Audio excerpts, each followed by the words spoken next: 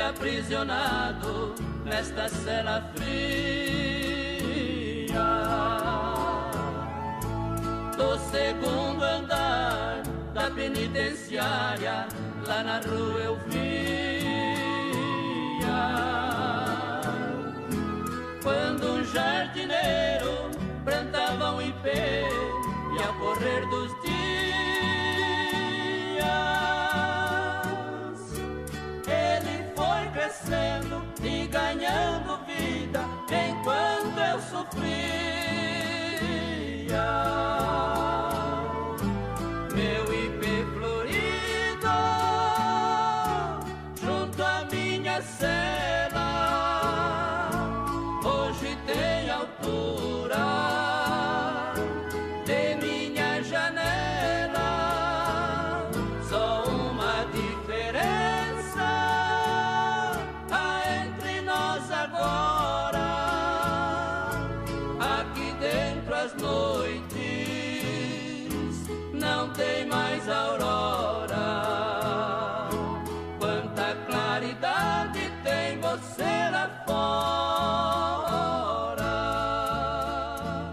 Eu me chamo Aurélio Alves de Rezende e faço questão de dizer que meu Rezende é com Z.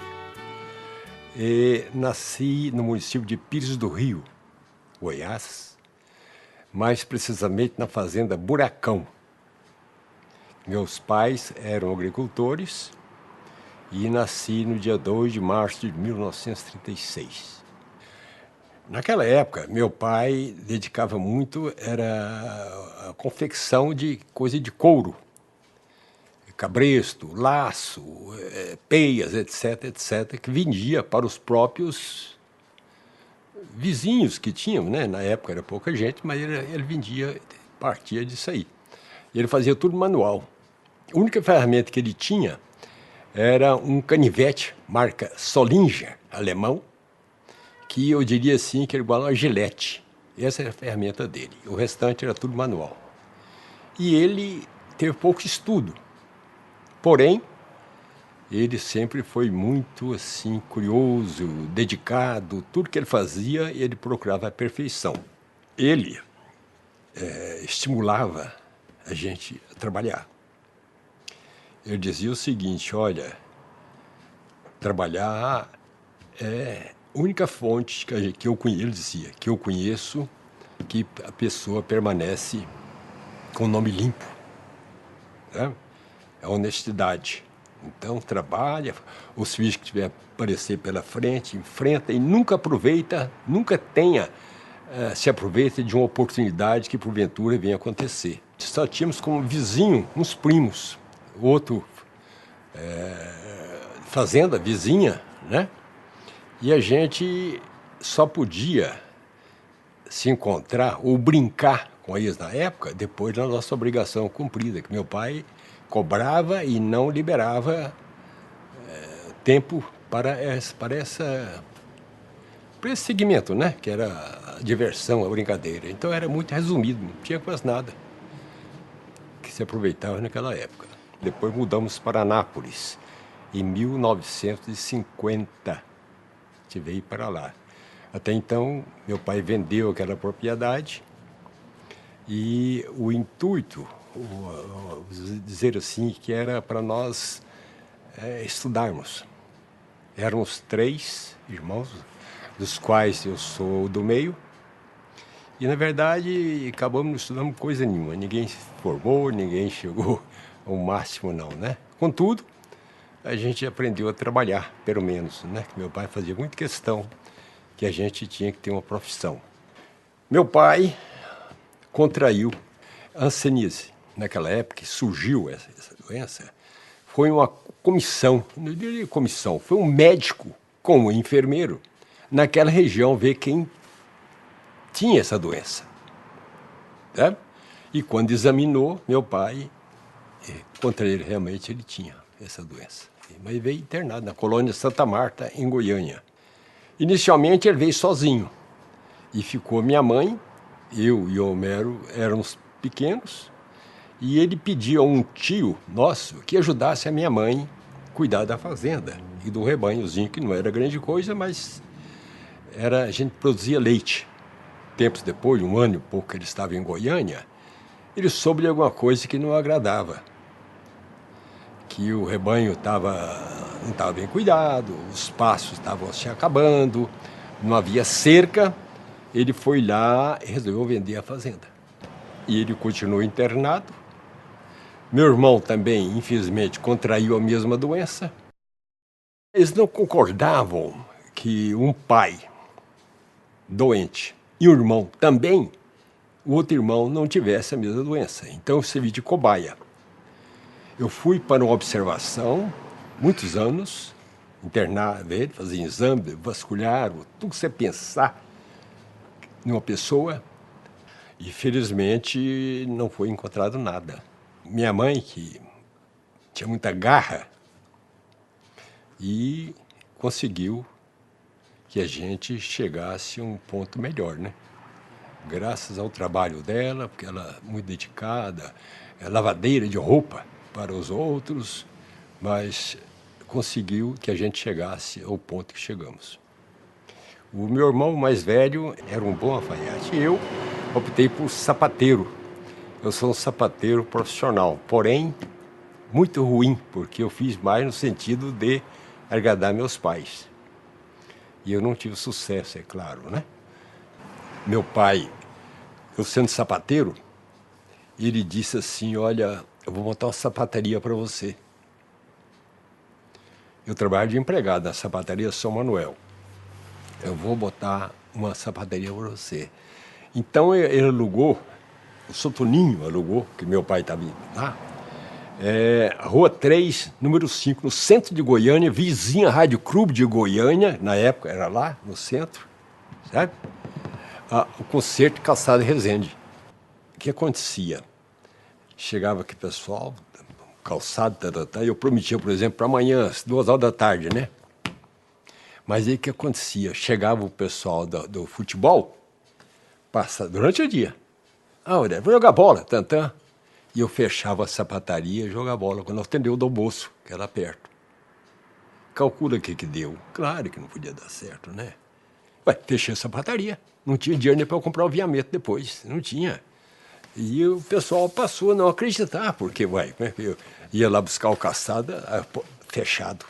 Depois desse fracasso, lá em Goiânia da sapataria, né? Meu pai falou assim, meu filho, que eu podia te ajudar, eu ajudei. Agora eu não tenho mais condição, não. O que você pretende fazer na vida? Falou para mim, né? Minha mãe estava em Anápolis. Falei, pai, eu vou para Anápolis. Ele disse, então vou fazer o seguinte. Vou fazer uma carta aqui de apresentação para você para o senhor Moacir Costa. Moacir Costa era diretor do Hospital de Ansteníase de Anápolis. Dizendo, me apresentando, assim, né? Então eu vim para Anápolis, cheguei lá em Anápolis, peguei o ônibus em Goiânia às 7 horas, foi 8 horas. Cheguei em Anápolis e devia ser umas 10 horas, 10h30. Fui diretamente com a carta, sou Moacir. O Moacir leu a carta, assim. Nisso o Ito ia passando lá do outro lado da calçada, ó. Né? O São Moacir na esquina, tinha uma venda, armazém. E lá de cá, era o bairro Maracanã, e o seu Ítalo vinha na casa dele para ir abrir a loja. Ele disse, Ítalo, faz favor. Chamou. O seu Ítalo veio, pois não, olha, esse aqui é filho de um amigo meu, e ele está aqui, ele está precisando de emprego. Aí o seu Ítalo falou assim, o que você sabe fazer? Eu falei, eu sou datilógrafo. E realmente eu sou, naquela época que eu tinha, né? Eu sou diplomado. Que coisa. Eu sou datilógrafo. E disse, olha, a propósito, estou precisando de um lá na fábrica, lá em cima, na Jaiara, fábrica de tecido. Aí o Soito me levou, Mariano, o Aurédio aqui é datilógrafo, vou mandar uma máquina para cá, o escritório central é lá em Anápolis, lá na cidade. E a partir de agora, você vai passando para ele e vai fazer tudo a máquina. Então, por exemplo, o tiar número 18, era fulano de tal, fez hoje, dia 12, 30 metros de pano tal. Então, aqui é a produção, sabe? E eu passei a fazer tudo a máquina, tudo. Eu sou de Petrolina de Goiás. E quando a minha mãe morreu, eu fui morar com um tio meu que trabalhava na empresa chamada Companhia Goiana de Tecelagem, sabe? E o Orédio já fazia parte dessa empresa lá na fábrica. Meu tio foi para São Paulo e eu fiquei sozinho em Anápolis. E não tinha onde ficar e nem aonde me alimentar. Eu fazia a entrega dos documentos e fui na fábrica e lá conheci o Orédio, sabe? E a gente conversando, eu contei para ele as minhas dificuldades, inclusive eu não tinha nem alimentar. Oi, Sebastião, se você quiser, eu posso até fazer com você alimento lá em casa. Não é nada especial, mas já é com todo o coração que eu posso fazer isso por você. Aceitei o convite do Orédio para morar junto com ele e facilitar as minhas coisas, porque a minha dificuldade era muito grande em Anápolis. E assim iniciamos a nossa convivência pessoal.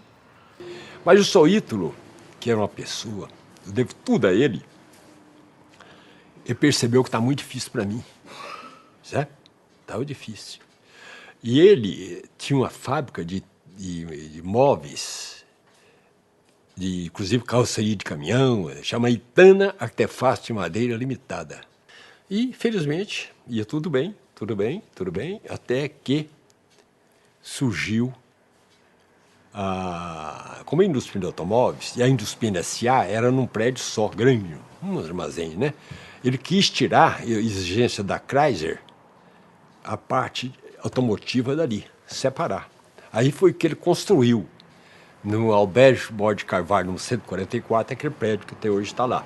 E mudou para lá a seção de peças e a concessionária Chrysler, né? E o que aconteceu? A mudança das peças era feita numa carroça. O carroceiro chegava e jogava as peças lá dentro, então e a gente ia separar as peças. Então eu fui tomando gosto das peças, olhava, curioso. Naquele tempo era pouca peça, não é como hoje, né? A variedade de carro é absurda, né? Um determinado dia, nas prateleiras assim, ó, nós estamos lá separando a mercadoria. Eu e esse Inácio. O Inácio não tinha muito contato com o seu Ítalo, que ele era com o seu Custinho lá na fábrica, que era junto, né? E ele falou assim, a gente conversa, não tem o que conversar, né? Ele disse assim, e o patrão aí, tá perto do Natal. E o patrão aí no Natal dá alguma coisa pra gente? Que ele sabia que eu convivia mais com o seu Ítalo que ele, né? Flávio, eu faria assim, isso aqui o patrão dá nem bom dia. Flávio, quando olha, quem está atrás de mim? O seu Ítalo. Que vergonha. Conversou demais, deu bom dia a cavalo, né? Eu falei, não, o patrão não dá nem bom dia. Só despistou ali, e saiu, foi embora, né? Aí, no Natal, eu passei mais vergonha ainda, no Natal, todo mundo deu presente para cada um. Ele falou assim, Orédio, um par de sapato para você. Na época chama-se Catamarca. Era o melhor sapato que tinha no mercado, sabe? Ele me deu esse par de sapato, porque eu falei que não dava nem bom dia. E a vergonha que eu tinha dele. Nossa Senhora! Na concessionária, eu era o auxiliar de contabilidade. Eu trabalhava na seção de peça e era auxiliar de contabilidade do Contígio, que era o contador geral, sabe? Um determinado dia, chega lá o Bernardo Saião, que era sogro de São Milton de Pina, né? No escritório lá, conversando lá, e ele chegou ao ponto e falou assim, mas vocês que são goianos, não interessa para aquilo lá, quem vai interessar? Vocês têm que abrir uma loja lá. Ele intimou o seu Ítalo. Eles têm que abrir lá. Quando ele saiu embora, tá? O senhor chamou o Contígio, vem cá. Como é que vamos fazer com essa loja em Brasília? Quem nós vamos mandar para lá, Contígio? Quem é? E eu contei na ligada, né? Eu falei assim, eu não sei. Não. Aí quando o Gontijo chegou lá para a mesa dele, disse, Gontijo, eu topo, viu? Disse, o quê, cara? Você tá doida? Isso aqui era considerado praticamente, naquela época, né? Pela minha idade, eu tinha 21 anos. Aí quando eu apresentei, o Gontijo falou assim, seu Ítalo, o Aurélio disse que topa ir para lá. Ele me chamou novamente, aí o seu Ítalo me chamou. Aurélio, você quer ir mesmo? Eu falei, seu Ítalo, eu preciso ganhar, né? Então, para você ter noção,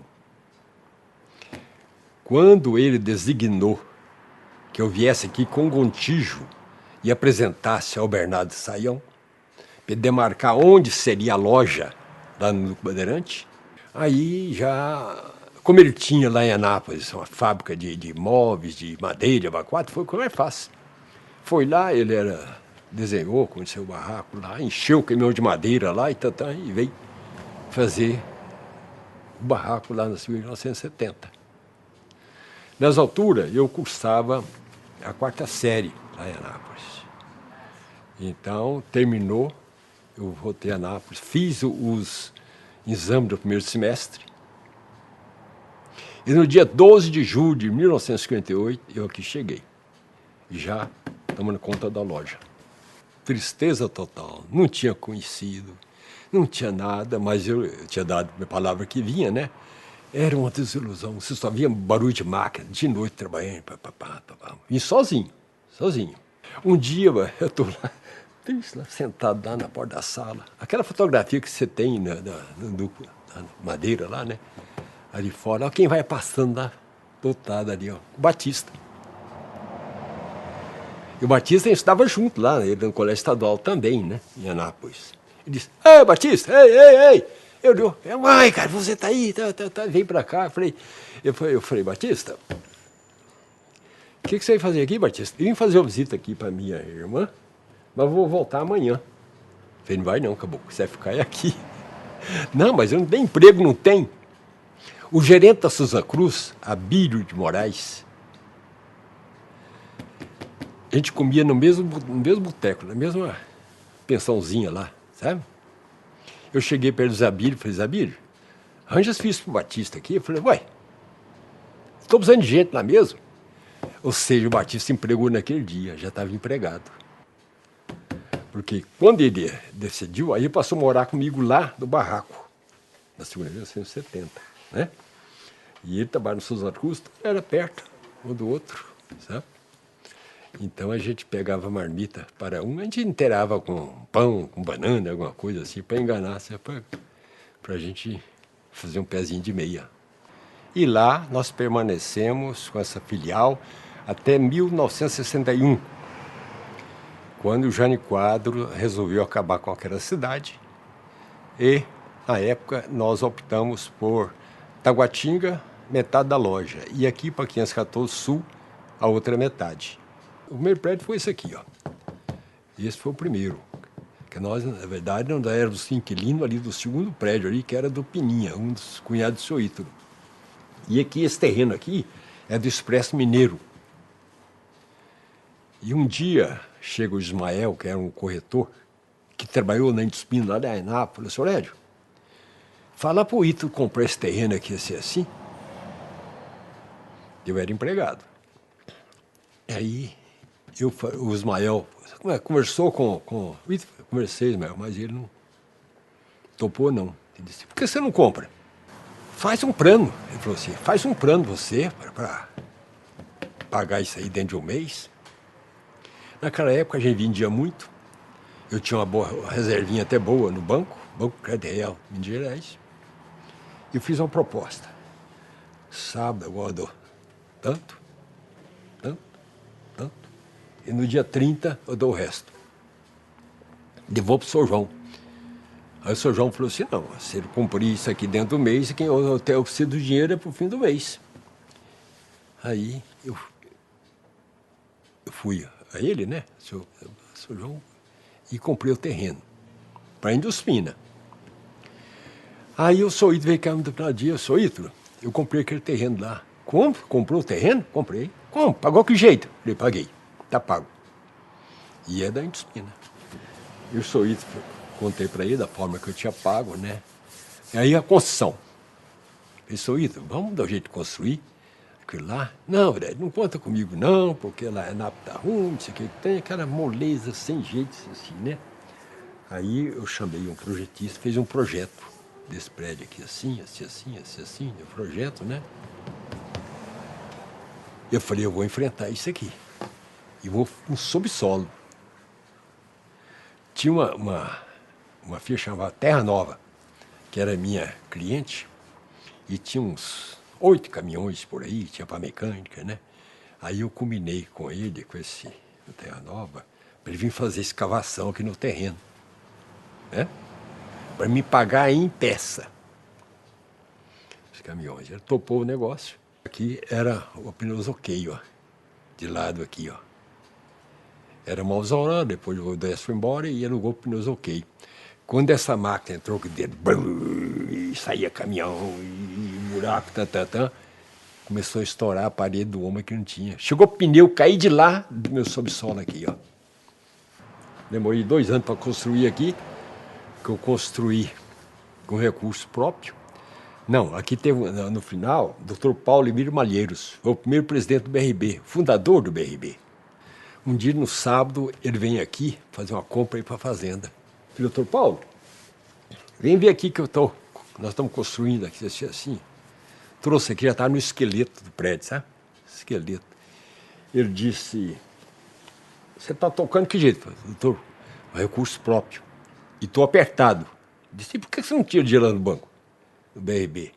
Nem cadastro tinha. Ele tirou uma promissória do bolso, deu um visto. Você vai segunda-feira no banco ver quanto você precisa. Quando que isso acontece hoje, numa época dessa? Quando isso acontece, né? E o medo de dever, naquela época, por exemplo, eu vou citar número aqui, não sei exatamente, né? Se eu precisar de 30 mil reais, por exemplo, né? Eu falei, eu vou tirar só 20.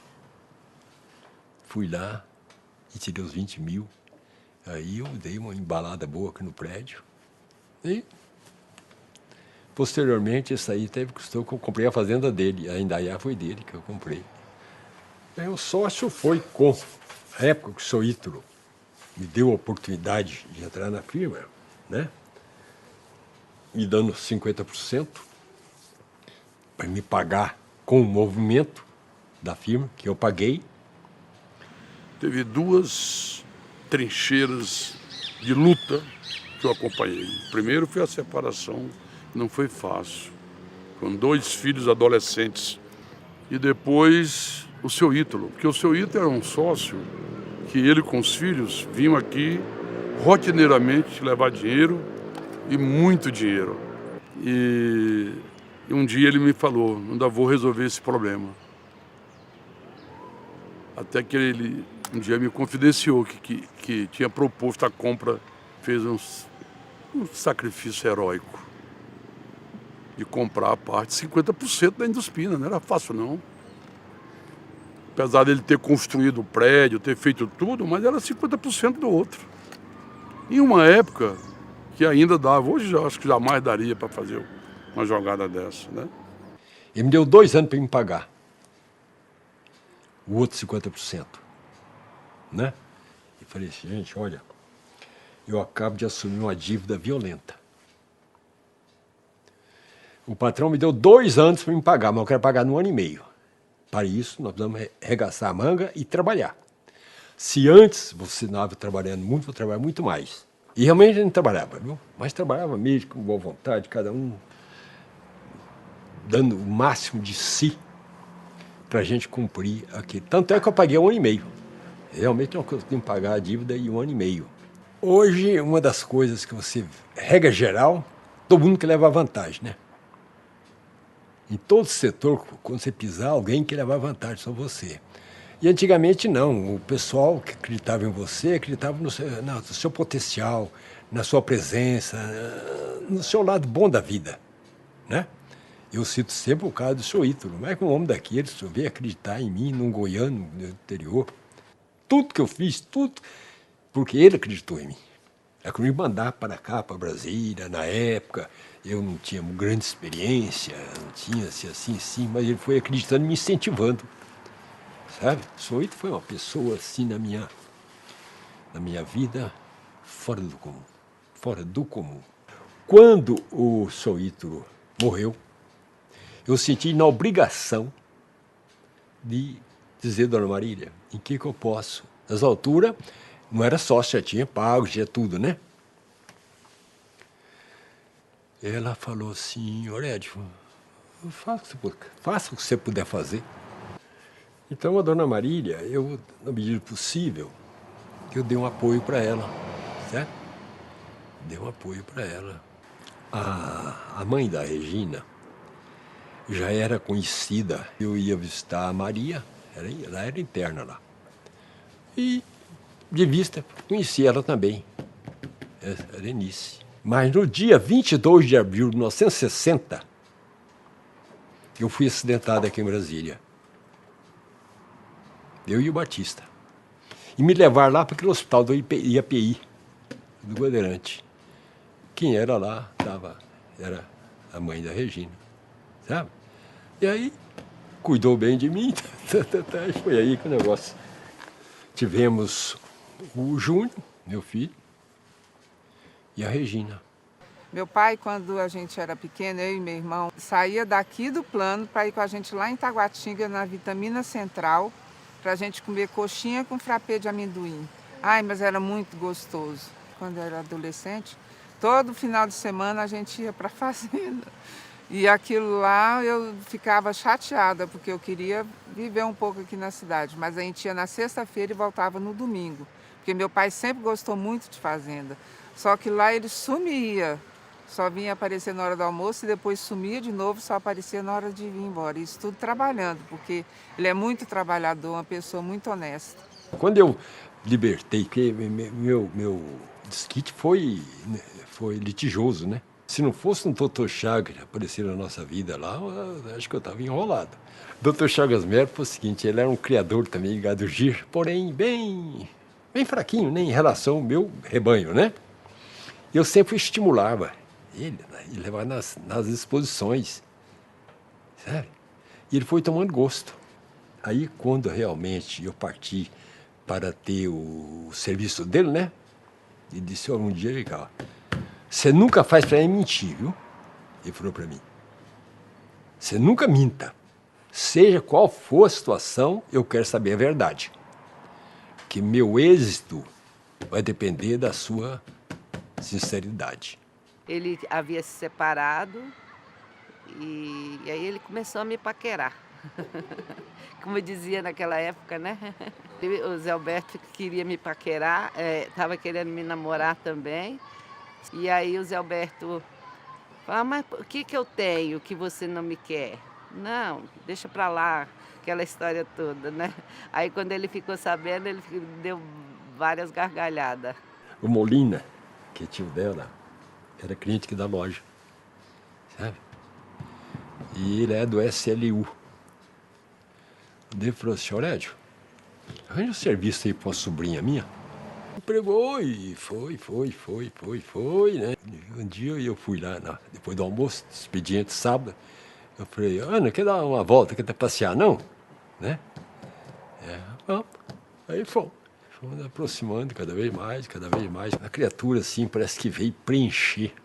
O Bruno foi uma pessoa que sempre empurrou com a barriga em matéria de estudo. Mas ele tinha uma tendência danada, assim, para criação, para fazenda, né? Chegava lá,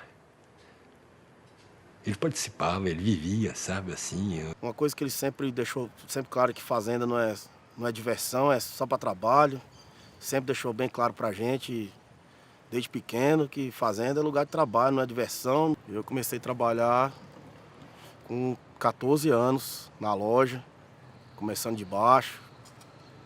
E ele sempre me dando as orientação, começando sempre de baixo, para sempre dar exemplo lá na frente, para você saber mandar e comandar tudo que você já passou por todas as etapas da empresa.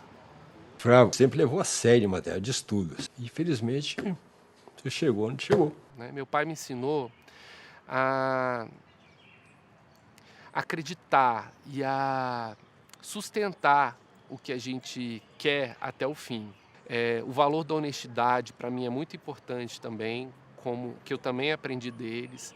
Eu tenho neles, no meu pai e na minha mãe, o meu alicerce do que eu me tornei, né? Eu tenho orgulho do que eu me tornei e acho que eu devo muito a eles pelo que hoje eu sou, tanto do ponto de vista prático, né, assim, das características, como da forma como eu lido com a vida, como eu enxergo as coisas. O Júnior era assim, como é que eu diria, hein? Companheiro para toda época, todo tempo, né? Assim, né? Ele ficava na loja e pedia caixinha para brincar e ficava mais ao meu lado, sabe? E a Regina era mais pro lado da mãe. O Júnior cresceu, estudou, infelizmente, na minha separação, ele caiu na droga. Sentei com ele um dia, falei, meu filho, para com isso. Não mexe não, você está acabando com a minha vida. Assim, eu até o cada ano não tem nada a ver com peixe, ela está assim. Eu disse, pai, eu vou deixar, viu? Eu só quero seu apoio. Você tem meu apoio. Eu disse para a loja, falei, filho, você não vai trabalhar hoje, não, fica em casa, vai descansar. Viu? Vai dormir. Eu sei que de manhã, pelas 10 horas, eu subi lá, talvez, estava ele impaciente, quieto, sabe? Quando eu subi para almoçar, às 11, 11h30, né? Eu estava no quarto. Passei, quando entrei no banheiro, fui lavar as mãos, eu escutei a porta bater. Falei, ué, o Júnior saiu? Ele pegou o revólver aqui e subiu. E lá no quarto dele. E ele...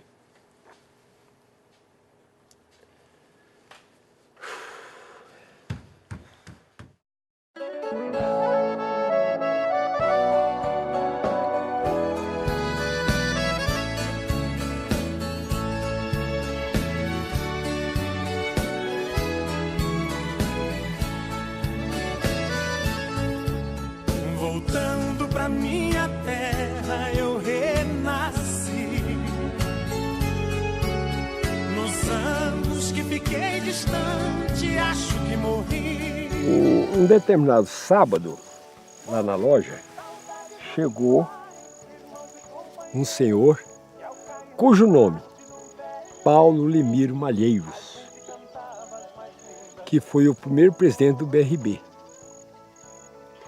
Eu atendendo, depois que ele despediu de mim, Fred, agora eu vou para minha fazenda, vou passar um fim de semana tranquilo lá. Falei, doutor, onde é a fazenda do senhor? Ele disse, é pertinho de Formosa, lá, assim.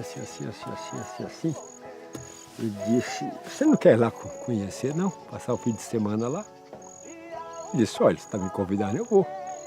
Ficamos lá, almocei com ele, sabe? Ele mostrou muita coisa existente na fazenda. Disse, olha, por que você não me compra isso aqui, hein? Eu falei, não, doutor Paulo, não dou conta, não. Não, senhor, vai, compra, isso aí é... Olha, se você precisar de empréstimo, o BRB te empresta. Ele era o presidente do banco, hein? Ele tirou uma promissória em branco do bolso e me entregou e falou assim, olha, se você precisar de dinheiro, vai segunda-feira lá no BRB. E isso foi num sábado. No domingo, eu voltei lá, na fazenda. Aí eu já não estava, eu já tinha ido para a fazenda dele lá, né? Lá no Paraná. Aí conheci lá o senhor Adail, que era o gerente dele.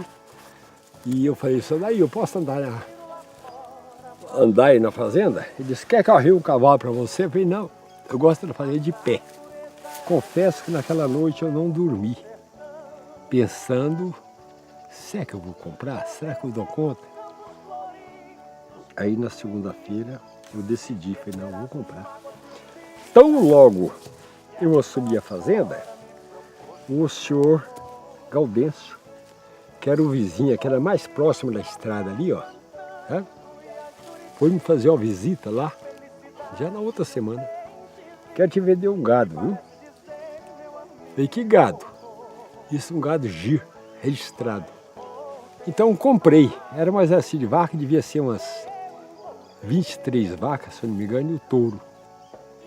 E foi aí que eu tomei mais amor pelo gado gir, e meu pai sempre fez questão da gente tratar bem a terra, cuidar bem da terra.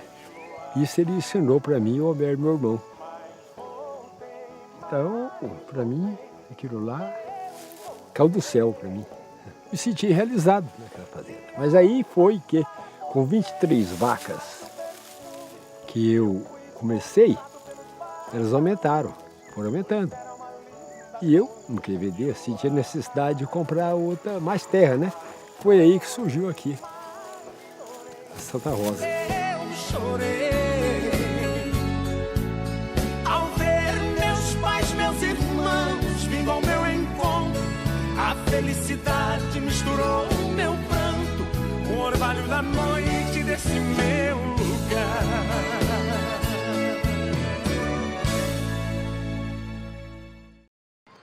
A gente, depois da doença dele, a gente tem conversado bastante.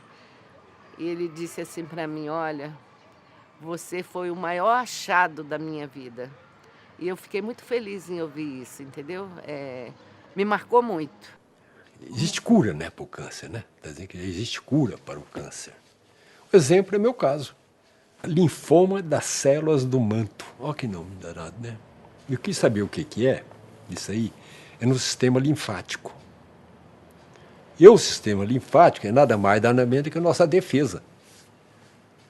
A defesa do corpo. Tanto é que eu não tenho defesa no corpo. Sei que nós fomos no médico aqui, muito bom. Ele me examinou, falou assim, ó, acho que ele já detectou, né, que era o câncer. Aí ele disse o seguinte, olha, para esse tipo aqui, ó, tem Barreto, São Paulo capital, tem Belo Horizonte, não sei mais a quanto, mas está iniciando em Goiânia, está iniciando um grupo lá, recente, no Hospital das Clínicas. Se eu fosse vocês, eu ia lá. Aí eu e a Ana partimos para lá. Aí marcamos lá com o médico, ele olhou assim, papá. Câncer daí. Ele me deu um papel de 19 páginas para me ler e autorizar o tratamento. Queira ou não queira, cobaia. De um remédio que lançou nos Estados Unidos e que aqui no Brasil ele estava em teste. Se aprovado, o Ministério da Saúde podia autorizar a fabricação dele, né? Meio baqueado, sabe? Baqueado, porém, tem que ser, vamos em frente, né? Vamos em frente, vamos enfrentar esse tratamento aí. Realmente judiou bastante de mim, judiou. O ciclo era de 28 a 28 dias. Nós tínhamos que ficar em Goiânia 3 dias para fazer a quimioterapia, colher os exames, etc. 3 anos depois da quimioterapia, o médico disse, olha, nós agora vamos passar para 56 dias, 56. E continuou com o mesmo remédio, com o mesmo tratamento, até às 5 horas da manhã eu tomo todos os dias, nunca deixei de tomar o remédio que é importado dos Estados Unidos. Felizmente, nós só encontramos pessoas boas pela nossa frente. Médica, até agora foi uma choradeira danada quando ela despediu. Eu disse, não, doutora. Honestidade é tudo, gente, é tudo. Se você pensar, a honestidade te leva a ter bons amigos, bons parceiros, bons superiores que acreditam em você. Então, a honestidade é tudo. Brasília foi um achado que perdurou, que durou e continua durando. Palavra minha, Aurélio, você devia viver mais e trabalhar menos. Eu disse, eu não sei viver, eu sei trabalhar. É disso que eu gosto, é disso que me leva, é disso que... Então, acho que para mim o trabalho é tudo. 65 anos eu tenho de indisciplina, né? E altos e baixos dela. Enfim, chegamos até onde estamos. Hoje a firma é pequena, não temos dívida, temos um pequeno patrimônio, e eu morro no sentido assim de que eu deixei melhor do que encontrei. Há pessoas que vêm ao mundo para, ao que tudo indica, serem luz na vida do outro. É uma espécie de missão. Parecem desde muito cedo predestinadas a enxergar longe, quase instintivamente, o caminho que poucos foram capazes de perceber. Agem por forte influência da intuição, e não por sorte, como muitos sugerem. Pessoas assim são uma raridade, uma em cada 1000 talvez. Há também quem nasça predestinado a ser luz, mas acabe se perdendo no meio do caminho. Não entende os sinais emitidos pela vida, o tal chamado. A história que acabamos de contar retrata de algum modo a trajetória de um homem iluminado, que em meio ao caos, à escassez, à pobreza e ao preconceito, entendeu que a única chance que lhe restava de transformar a própria existência e de quem ele amava era por meio do trabalho. A história dele é tão rica que não deu tempo de contar aqui uma série de coisas, entre as quais o sonho compartilhado com o amigo Lino ser locutor de rádio. Nas horas vagas que lhe sobravam entre a escola e o trabalho, o menino Guico, de sobrancelhas espessas, cabelo aloirado e corpo esguio, como era carinhosamente chamado na infância pelos mais próximos, ensaiava com o amigo piadista, em frente ao espelho repetidas vezes, campanhas publicitárias de produtos imaginários. Para sovaco de mamã, é o saquito de nenê, talco rosa. Enquanto los passarito fazem pipiu, melhoral, mandador da puta que pariu. A necessidade de sobrevivência e a conexão com a mãe e a irmã caçula o levaram muito cedo a assumir o papel de homem da casa. E muito provavelmente este tenha sido o combustível que faltava para ele aprender que não há limites para quem se arrisca de modo calculado. Do pai Geraldino, homem sábio e simples, de quem nunca ouviu uma reclamação na vida, aprendeu que perseverança e foco são o ponto de partida para qualquer começo, e que um homem de verdade honra a palavra sob qualquer circunstância. Da mãe Orozimba, herdou o jeito sistemático, o apreço pela comida de roça goiana e a fé em Deus, o que o levou a ser coroinha na igreja que frequentavam em Anápolis dos 13 aos 14 anos. Ciumento, cuidou da irmã mesmo de longe e, de um jeito particular, foi sua referência de pai e de homem de bem. Da história desse pioneiro, há inúmeros exemplos de generosidade e gratidão, sobretudo ao eterno chefe, Sr. Ítalo, de quem recebeu a grande oportunidade de sua vida. Pouca gente sabe, mas o formando e orador da primeira turma ginasial da escola da antiga Cidade Livre foi solidário à viúva do primeiro chefe, ajudando-a financeiramente em um momento de dificuldades da poderosa família Pina. E faria tudo de novo, declara com voz firme. Orédio também sonhou em ser advogado, em grande parte sob influência do melhor amigo, Dr. Francisco das Chagas Melo, por quem também sente muita gratidão pelo suporte nos momentos difíceis da separação do primeiro casamento. Dr. Chagas foi até a morte meu conselheiro e amigo para todas as horas, costuma dizer. De poucas palavras, o goiano de Pires do Rio, anapolino de coração e brasiliense por escolha, também foi fominha por bola. Jogava na ponta esquerda e incentivava a equipe da Induspina a participar de campeonatos locais. Além da fazenda, onde mantém contato com a terra e com os bichos, e do trabalho na loja, Orédio tem poucos prazeres na vida. Um deles é a cervejinha antes das refeições para abrir o apetite.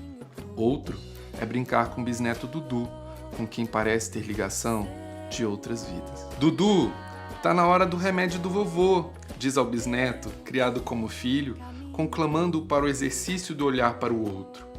Onde quer que ele esteja, Dudu vem saltitante, com os comprimidos à mão e o copo de água. De poucos afagos, Orédio descobriu na velhice o valor do abraço, do beijo molhado, sobretudo do que realmente importa nessa vida. Entendeu também que para chegar a algum lugar não fazemos nada sozinhos, que não controlamos tudo nem há garantias, que Deus abençoa, mas o livre-arbítrio é exclusivamente nosso e que o trabalho dignifica o homem, mas também não é tudo, pois ele nos rouba um tempo precioso de compartilhamento com os amigos e a família. O velho pioneiro de uma Brasília em formação amanheceu diferente depois da primeira sessão de quimioterapia, que lhe trouxe a lição de que não somos tão autossuficientes e que é preciso confiar para ser inteiro. Vulnerável e mais sensível depois da doença, redescobriu sua esposa, aprendeu a dizer o que sente e acessou a gratidão para entender que fez a escolha certa há 45 anos, quando decidiram compartilhar a vida juntos e construírem uma nova família.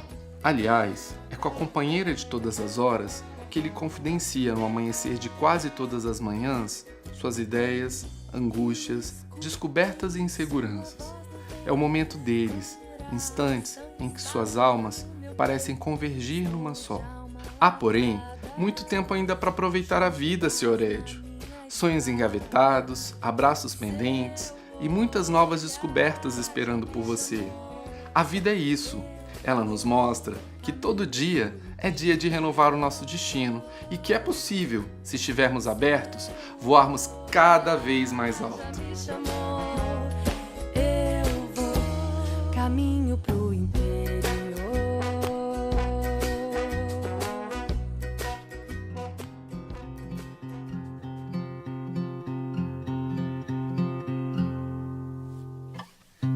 Ando devagar porque já tive pressa e levo esse sorriso porque já chorei demais.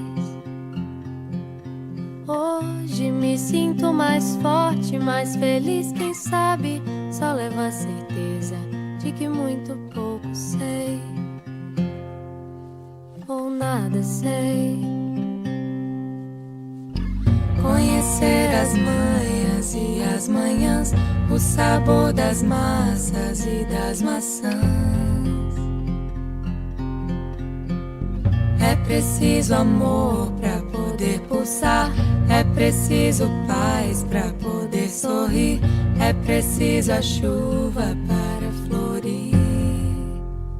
Penso que cumprir a vida seja simplesmente compreender a marcha e tocando em frente. Como um velho boiadeiro levando a boiada, eu vou tocando os dias. Pela longa estrada eu vou, estrada eu sou. Conhecer as manhas e as manhãs, o sabor das massas e das maçãs. É preciso amor pra poder pulsar, é preciso paz pra poder sorrir, é preciso a chuva para florir. Todo mundo ama um dia, todo mundo chora um dia, a gente chega, no outro vai embora. Cada um de nós compõe a sua história e cada ser em si carrega o dom de ser capaz e ser feliz. Conhecer as manhas e as manhãs, o sabor das massas e das maçãs. É preciso amor pra poder pulsar, é preciso paz pra poder sorrir, é preciso a chuva para florir.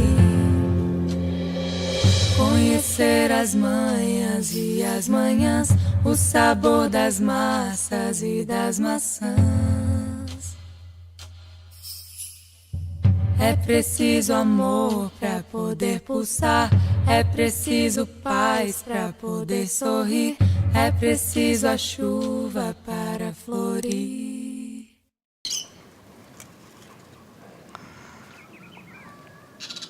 Vai chorar? Não. Ainda não.